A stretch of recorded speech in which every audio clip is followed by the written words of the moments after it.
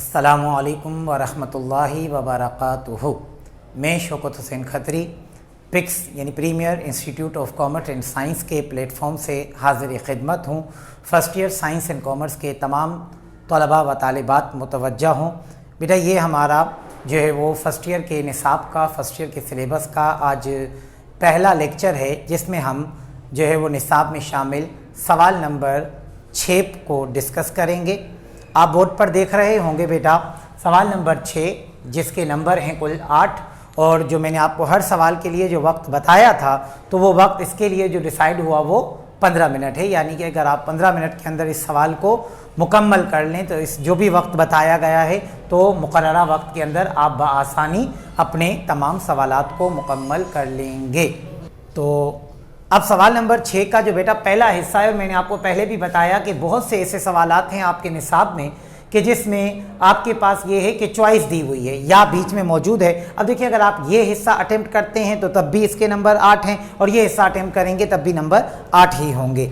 लेकिन मैंने आपको एक बात कही थी कि हमेशा वो हिस्सा अटेम्प्ट कीजिए जिसमें मार्क्स ज़्यादा डिवाइड हो रहे हों। अब मिसाल के तौर पर ये हिस्सा 8 नंबर का है। कितनी इस्तिलाहात की तारीफ़ करनी है? 2। तो एक तारीफ़ के नंबर कितने हुए बेटा? 4।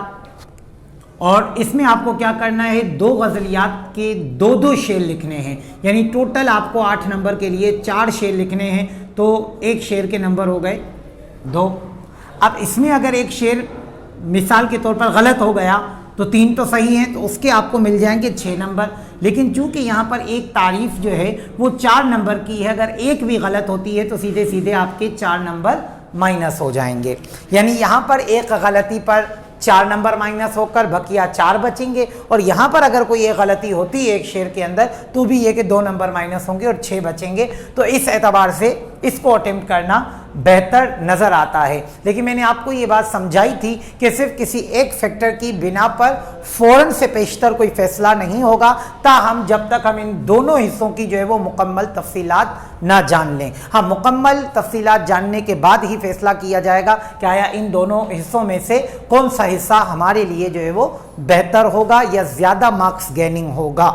तो उस एतबार से आइए देखते हैं। देखिए, ये पहला लफ्ज़ इसके अंदर है इस्तिलाहात। तो बेटा ये जो लफ्ज़ है इस्तिलाहात, ये जमा है इस्तिलाह की, और इस्तिलाह जिसको आप इंग्लिश में कहते हैं टर्म, तो यानी मुख्तलिफ टर्म्स हैं। तो यहाँ पर जो इस्तिलाहात जो है वो आपके निसाब में शामिल की गई हैं वो फ़कत 8 हैं, और वो अहम इस्तिलाहात में 8 के यहाँ पर नाम लिख रहा हूँ आपकी आसानी के लिए, और आप इसको जो है वो अपने पास नोट भी कर सकते हैं। अब वो 8 इस्तिलाहात कौन कौन सी हैं?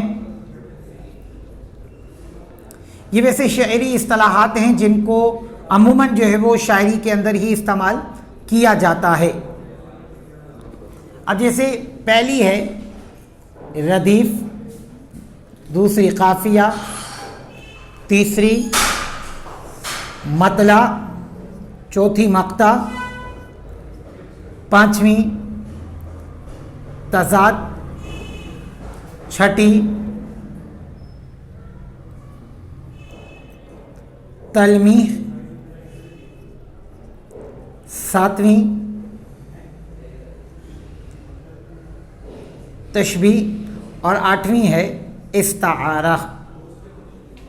ये कुल 8 तारीफ़ें हैं। अब सिर्फ तारीफ़ ही नहीं लिखनी, बल्कि वो कह रहा है कि किसी 2 इस्तिलाहात की तारीफ़, यानी कि पेपर में आपको इनमें से, इन 8 में से कोई 4 या 5 नाम दिए जाएंगे, उनमें से आपको 2 इस्तिलाहात की तारीफ़ करनी है। और लेकिन ये मा वो है जिसको हम इंग्लिश में कहते हैं विथ, यानी तारीफ़ किस चीज़ के साथ करनी है?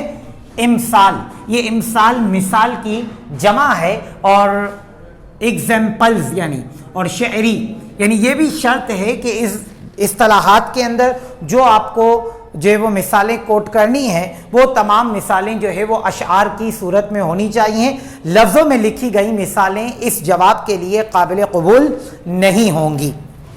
ठीक, तो अब देखिए, मिसाल के तौर पर आप पेपर में तो याद करते हैं कम से कम भी एक तारीफ़ जो है वो मेरे हिसाब से 3 लाइंस की तो है ही बेटा।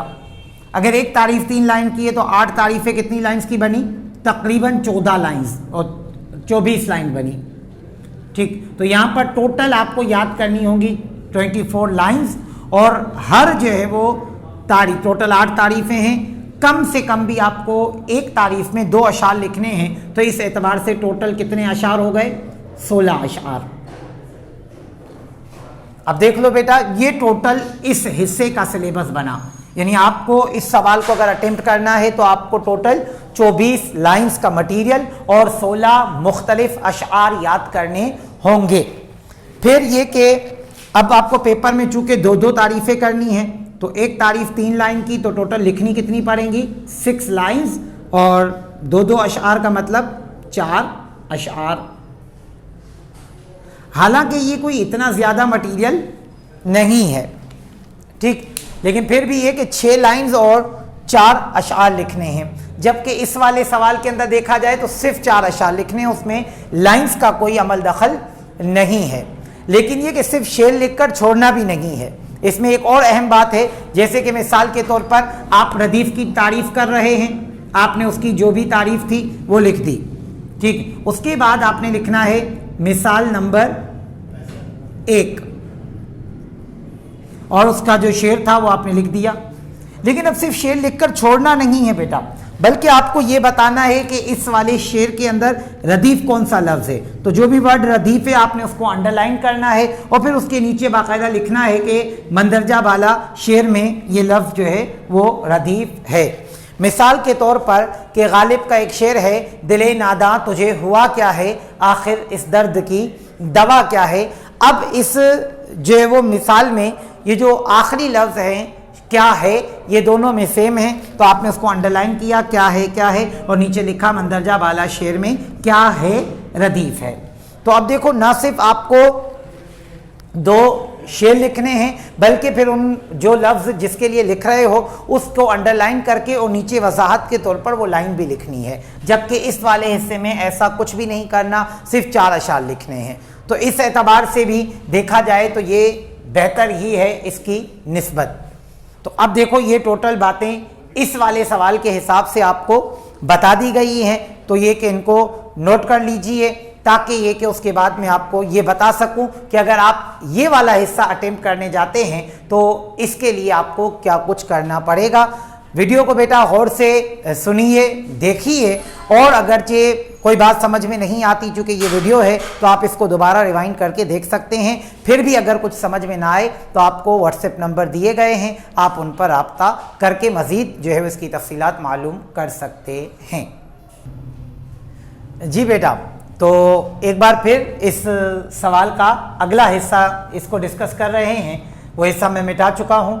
अब देखो बेटा, अगर आप ये वाला हिस्सा अटेम्प्ट करना चाहते हैं तो इसमें आपके पास कुल 5 शराइत हैं। पहले उन शराइत को नोट कीजिए, सवाल लिखा हुआ है, मैं ब्लू मार्कर से बाकायदा उन जो है वो अंडरलाइन करूंगा उन लफ्ज़ों को। ये अंडरलाइन जिसको उर्दू में कहते हैं ख़त कशीदा, लेकिन जो है वो शायद ये इस कौम का अलमिया है कि जिसकी कौमी ज़बान उर्दू होते हुए भी बच्चों को अगर ज़रा से सकील अल्फाज इस्तेमाल किए जाएँ तो इससे जो है वो समझने में काफ़ी उनको मसाइल का सामना करना पड़ता है। तो आप लोगों की आसानी के लिए जो है मैं बीच में कुछ अंग्रेज़ी ज़बान के अल्फाज इस्तेमाल कर रहा हूँ, इंग्लिश लैंग्वेज के वर्ड यूज़ कर रहा हूँ, क्योंकि हो सकता है कि कुछ जो है वो साहिबे इल्म व अदब जो है वो इस पर तनकीद करें कि उर्दू ज़बान पढ़ाते हुए भी उस्ताद जब खुद जो है वो अंग्रेज़ी ज़बान के लफ्ज़ों का इस्तेमाल करेगा तो फिर तलबा का क्या है। तो इसीलिए हमें आप बच्चों को पढ़ाना है बेटा, अगरचे कोई साहिब इल्म व अदब इस पर तनकीद करता भी है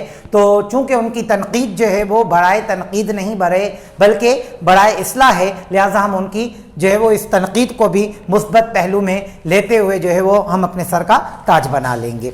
ठीक है बेटा, तो अब देखिए वो 5 शराइत क्या हैं। पहली शर्त निसाब, जिसको इंग्लिश में हम कहते हैं सिलेबस।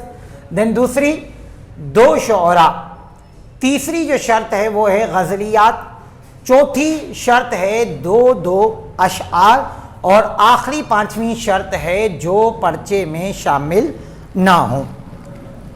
ठीक है, देख ली बेटा, पहली निसाब, दूसरी शर्त 2 शुअरा, तीसरी शर्त गज़लियात, चौथी शर्त 2-2 अशआर और पांचवी और आखिरी शर्त इस सवाल की जो पर्चे में शामिल ना हो। याद रखिए इस जवाब को लिखते वक्त अगर इन पांचों शराइत में से आपने किसी एक शराइत को भी कम किया तो यकीनन ये है कि ऐसा जवाब मुकम्मल तौर पर काबिल कबूल नहीं होगा। हालांकि उस हिस्से के अंदर चूंकि आपको ज़्यादा लिखना था, उस एग्जाम्पल्स के ऊपर वर्क करना था, तो इस वजह से ये कि कहीं ना कहीं कोई कमी रहती तो वहाँ पर नंबर जो है वो कटने के चांसेस थे। जबकि ये वो हिस्सा है कि जिसमें मेरा मानना बीइंग अ टीचर यही है, एक उस्ताद होने की हैसियत से, कि ये एक ऐसा सवाल है जिसमें मैं कह सकता हूँ कि ये फ्री के नंबर हैं। यानी ये सवाल आपको 8 में से 8 पूरे दिलवाएगा अगरचे आप ज़रा गौर से इन पांचों शराइत को सुन लेंगे और उस पर अमल कर लेंगे तो। अब देखिए निसाब तो सिलेबस, तो इस वक्त आप कौन सी क्लास में पढ़ रहे हैं बेटा? इत्तफाक से फर्स्ट ईयर में, तो यकीनन सिलेबस भी फर्स्ट ईयर का ही होगा। अब आप कह रहे हैं कि सर ये कोई अजीब बात नहीं कह दी आपने कि फर्स्ट ईयर का सिलेबस ही होगा। बेटा ऐसा इसलिए कह रहा हूँ कि माजी में पढ़ाते वक्त ऐसा हुआ कि पूरा सवाल समझा दिया गया और आखिर में आप जैसे कुछ नहायत ही ज़हीन व फ़तीन किस्म के बच्चों ने नहायत ही एक मासूमाना सवाल किया कि सर क्या मैं मैट्रिक वाले अशआर लिख सकता हूँ? तो बेटा फिर इस जवाब की धज्जियाँ उड़ जाएंगी कि इस वक्त आप जब जो वो पेपर फर्स्ट ईयर का दे रहे हैं और वो निसाब की बात कर रहा है, तो बेटा मैट्रिक का निसाब और फर्स्ट ईयर का निसाब दोनों अलहदा अलहदा हैं। बात समझ में आ गई होगी। तो निसाब फर्स्ट ईयर का यानी कि जो भी अशार लिखने हैं वो 11वीं जमात की किताब में मौजूद अशार में से लिखने हैं। फिर ये कि 2 शुअरा, यानी आपको जो अशार लिखने हैं वो सिर्फ 2 ही शायरों के लिखने हैं। अब होता क्या है, मिसाल के तौर पर आपने 2 शेर याद किए मिर्ज़ा असदुल्ला खान गालिब के और 2 शेर याद किए आपने ख्वाजा मीर दर्द के, लेकिन गालिब के तो 2 आप लिख चुके, लेकिन जब आप दर्द के अशआर लिखने बैठे तो एक शेर आपने दर्द का लिखा और एक आपके जहन से निकल गया। काफ़ी देर सोचने के बाद जो है वो जब आपको समझ में नहीं आया, याद नहीं आया, अब आपने कहा चूंकि मुझे 4 अशआर लिखने थे लिहाजा ये है कि मैं क्या करूं, तो आपको जो भी मिसाल के तौर पर हैदर अली आतिश साहब का कोई एक शेर नज़र आया तो आपने उसी का एक शेर लिख दिया, बोला चल जी 4 का कोटा पूरा हो गया, अब ये कि मुझे 8 में से 8 नंबर पूरे मिलेंगे। जबकि यहाँ पर एक बहुत बड़ी आपने गलती की। देखिए भले ही आपने उसको दर्द के ही शेर के साथ लिखा है, बज़ाहिर आप 2 देख रहे हैं, लेकिन बेटा जो असातिज़ा हैं, जो चेकर हैं, वो इतने भी बेवकूफ़ नहीं है कि उनको अशार याद ना हो। हाँ तो ये क्या है कि इसमें आपको जहाँ पर हाँ आपको लगता है कि 8 में से 8 पूरे मिलेंगे, लेकिन आपको 8 में से मिलेंगे 4। तो अब बच्चा चिल्लाता है कि सर 4 क्यों, यहाँ तक तो मैंने सही लिखा है ना। तो बेटा अगर आपको 6 नंबर की तमन्ना है तो फिर ऐसा कीजिए कि अगर आपको याद ना है, मिसाल के तौर पर आप भूल रहे हैं, तो फिर बेहतर यही है कि आप वो कोई दूसरा शेर किसी शायर का लिखें ही नहीं। इस तरह अगर लिखेंगे तो इससे क्या होगा कि आपको ये 2 शुअरा की जो शर्त है वो यहाँ पूरी हो रही है। और उसे भी मालूम है कि एक शायर के 2 लिख दिए, दूसरे शायर का चूंकि एक शेर भूल गया है लिहाजा ये कि एक लिखा है तो उसे 1 के 2 नंबर मिलेंगे। यानी अब आपको इस सूरत में आपको मिल सकते हैं 8 में से 6।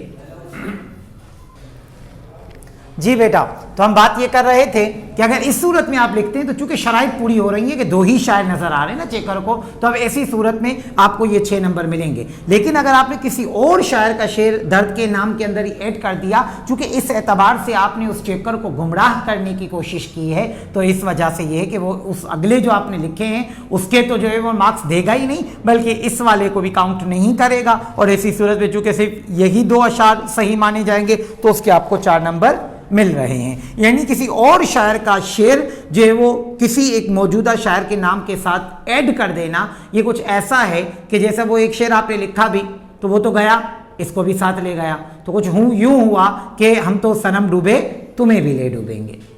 और कुछ उम्मीद करता हूं कि आज आपको ये जो मिसरा है हम तो सनम डूबे तुम्हें भी ले डूबेंगे वो भी समझ में आ ही गया होगा। ठीक, अब आप कहें सर दूसरी शर्त समझ में आई, तीसरी, तो बेटा देखिए आपके निसाब के अंदर कई नज़में हैं, उसमें एक हमद है, नात है और गज़ल है, 4 कैटेगरीज हैं। तो जो अशआर लिखने हैं उनमें से कोई शेर نہ کسی نظم کا ہونا چاہیے، نہ حمد کا ہونا چاہیے، اور نہ ہی نعت کا ہونا چاہیے۔ جتنے بھی اشعار ہوں گے وہ سب کے سب غزلیات سے ہونا ضروری ہیں۔ یہ تیسری شرط ہے۔ کلیئر ہے؟ اس کے بعد آتے ہیں دو دو اشعار، جس میں ایک شاعر کے دو ہونا شرط ہے۔ اب یہ شرط نہیں ہے کہ اس شاعر کی پہلی غزل کے ہی دو لکھ دو یا دوسری غزل کے دو لکھ دو، پہلی غزل کا پہلا لکھ دو، دوسری غزل کا آخری لکھ دو، اس سے کوئی فرق نہیں پڑتا۔ بس ایک شاعر کی جو ہے وہ غزلیات میں سے کوئی دو شعر آپ کو لکھنے ہیں۔ لیکن وہ شعر لکھتے وقت آپ نے کس بات کا دھیان رکھنا ہے؟ یہ آخری جو بات ہے آپ کی، جو پرچے میں شامل نہ ہو، کیونکہ آپ کو یاد ہوگا، اور ہم سوال نمبر جو ہے وہ سوال نمبر 2 پڑھ چکے ہیں، دو اشعار کی تشریح، تو اس میں آپ کو تشریح کے لیے بہت سارے اشعار دیے گئے، 5 یا 6، تو یقیناً وہ بھی اشعار غزلیات کے ہی ہیں۔ تو جو شعر پیپر میں آ چکا ہے، پرچے میں موجود ہے، وہ یہاں پر اس سوال میں نہیں لکھا جا سکتا۔ تو یہی ایک شرط ہے کہ وہ اشعار نہیں لکھ سکتے جو پرچے میں آ چکے ہیں، اس کے علاوہ کوئی بھی شعر لکھا جا سکتا ہے۔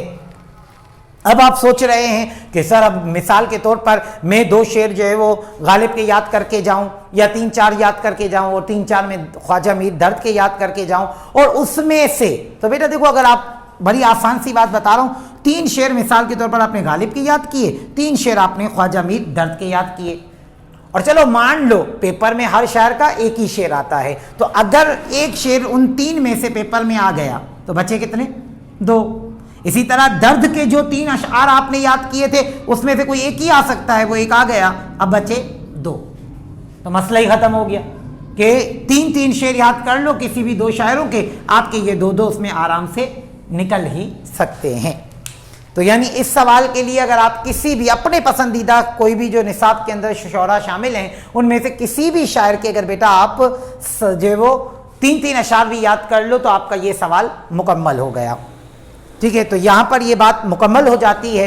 لیکن کچھ بچے ہیں جن کو چونکہ شعر و شاعری سے کوئی خاص لگاؤ نہیں ہوتا، اور کچھ تو اتنے بد ذوق کہوں گا اس کو، یا بے ذوق کہہ لیجئے، کہ شاعری کا شوق نہیں ہے، لہٰذا یہ کہ ان کو شاعری سے وہ خدا واسطے کا بیر ہے۔ اور اگر واقعی میں ایسا ہے کہ آپ کو شاعری سے لگاؤ نہیں ہے، دلچسپی نہیں ہے، اور آپ کو اشعار یاد نہیں رہتے، تو یقیناً بیٹا آپ کے یہ جو شوق ہے، جس کا کوئی شاعری کا ذوق نہیں ہے، تو اس میں جو ہے وہ قطعی بورڈ جو ہے وہ ایسا نہیں کرے گی، آپ کی اس خواہش کا احترام کرے اور آپ کو یہ سوال معاف کر دیا جائے۔ بہرحال پیپر میں اس کو اٹیمپٹ کرنا ہی پڑے گا، کیونکہ اس کی نسبت وہ زیادہ مشکل ہے۔ تو اب آپ نے کہا صرف 6 اشعار یاد کرنے کی بات ہے بیٹا، ٹھیک ہے، پھر بھی چلیں اگر 6 بھی یاد نہیں ہو سکتے تو میں آپ کو ایک اور اس کا آسان حل، دیکھو لکھنے کتنے ہیں، 2 اور 2 4، تو یعنی کچھ بھی کر لو بیٹا، 4 تو یاد کرنے ہی ہیں۔ تو آپ کو ہاں سر 4 تو لکھنے ہیں، وہ تو یاد کرنے ہی پڑیں گے، تو کیا ایسا ممکن ہے کہ 6 کی بجائے مجھے 2 اور کم ہو جائیں اور 4 ہی یاد کرنا پڑیں؟ تو اس کا بھی ایک حل نکل سکتا ہے۔ آئیے دیکھتے ہیں وہ حل کیا ہے۔ دیکھیے ہمارے سلیبس میں کل جو 2 غزلیات والے شعراء کرام ہیں وہ کل 7 ہیں نا، میر تقی میر، خواجہ میر درد، خواجہ حیدر علی آتش، مرزا اسد اللہ خان غالب، مولانا حسرت موہانی،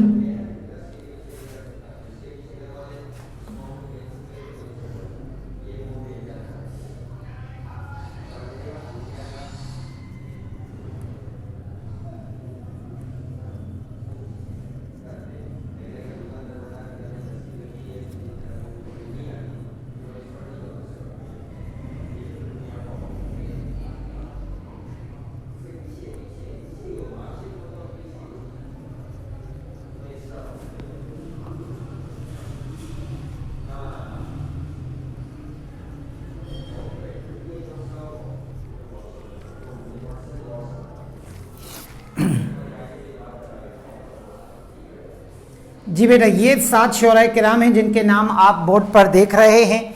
تو پہلا یہ میر تقی میر، خواجہ میر درد، خواجہ حیدر علی آتش، مرزا اسد اللہ خان غالب، مولانا حسرت موہانی، فیض احمد فیض اور ناصر کاظمی۔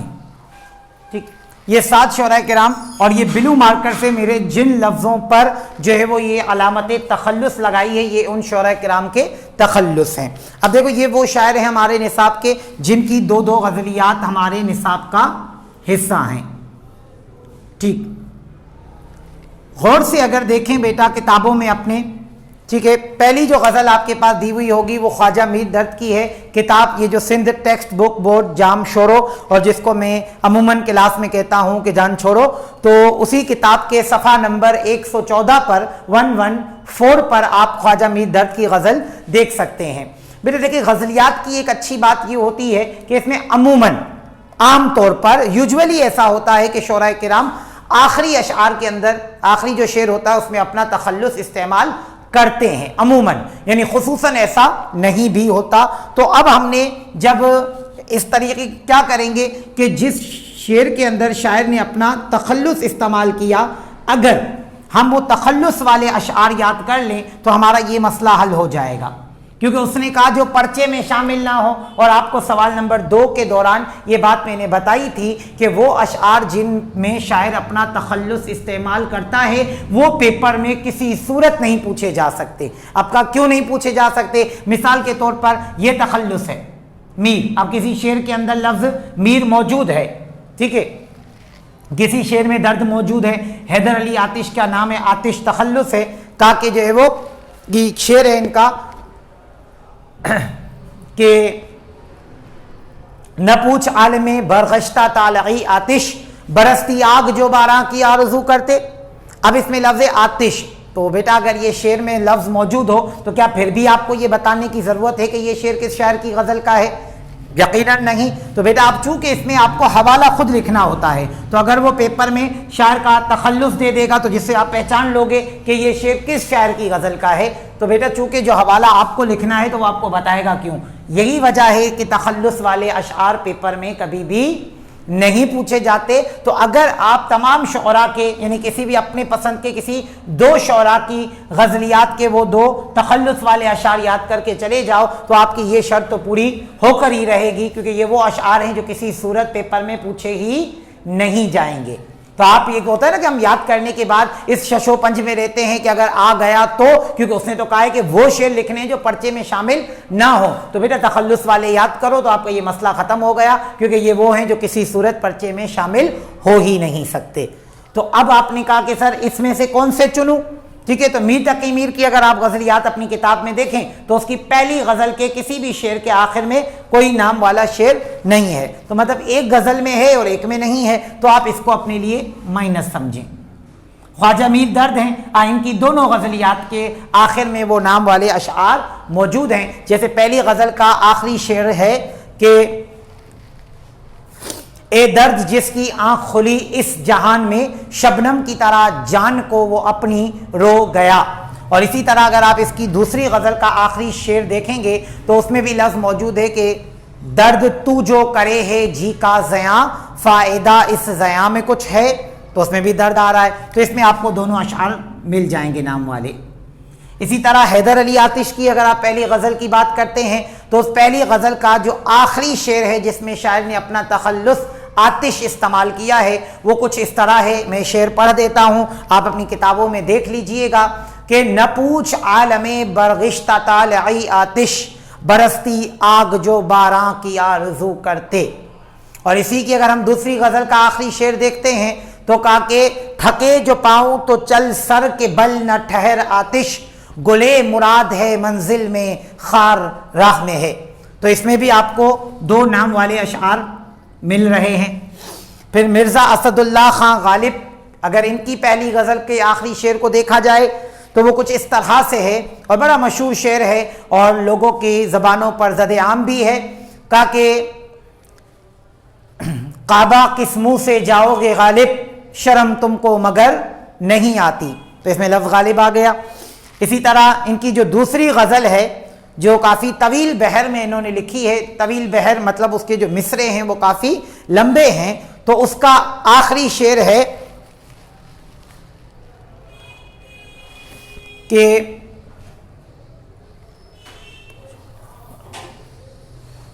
غالب کی غزل کا آخری شعر،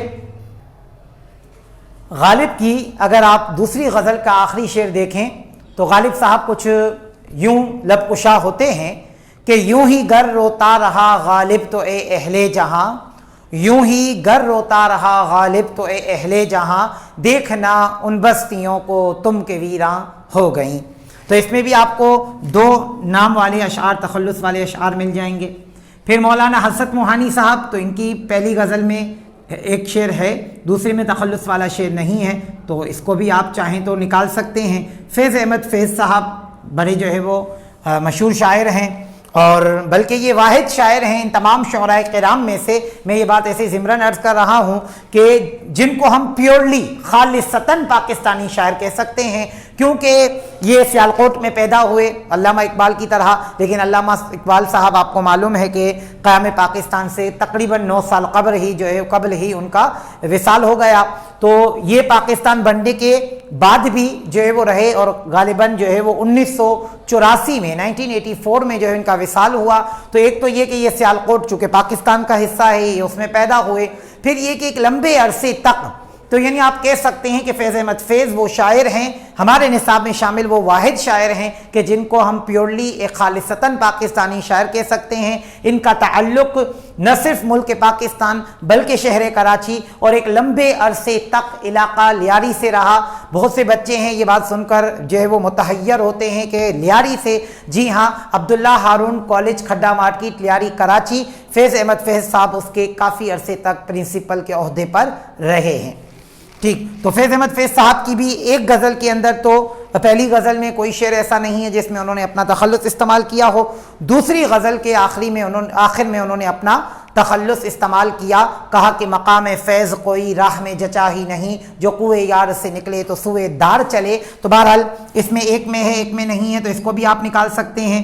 और आखिरी शायर हमारे पास है नासिर काज़मी साहब, उन्होंने कहा कि पहली गज़ल का आखिरी शेर कि याद है सेरे चरागा नासिर, दिल के बुझने का सबब याद नहीं, जबकि दूसरी गज़ल के आखिर में कहते हैं कि वक्त अच्छा भी आएगा नासिर, गम न कर ज़िंदगी पड़ी है अभी। तो इसमें भी आपको 2 अशार मिल रहे हैं। अब आप देख लीजिए बेटा, 7 में से 1, 2, 3 तो निकल गए, बाकी 4 शायर रह गए हैं। इन 4 में से भी आपकी मर्जी है, इन चारों शुअराए किराम के उन 2-2 अशार को पढ़िए, जो आसान लगते हैं उन 2 शायरों के 2-2 शेर याद करके, बाकी 2 शायरों को आप अपनी मर्जी से स्किप कर सकते हैं। तो मेरे हिसाब से यहाँ पर यह सवाल होता है मुकम्मल, और जितना आसान हो सकता था बेटा वो हमने अपने तजर्बे की बुनियाद पर कर दिया है। उम्मीद वासिक है कि आपको यकीनन आज का ये सवाल समझ में आया होगा। फिर भी अगर किसी बच्चे को कोई मसला हो तो वो यकीनन जो है वो हमसे व्हाट्सएप ग्रुप में राब्ता कर सकता है।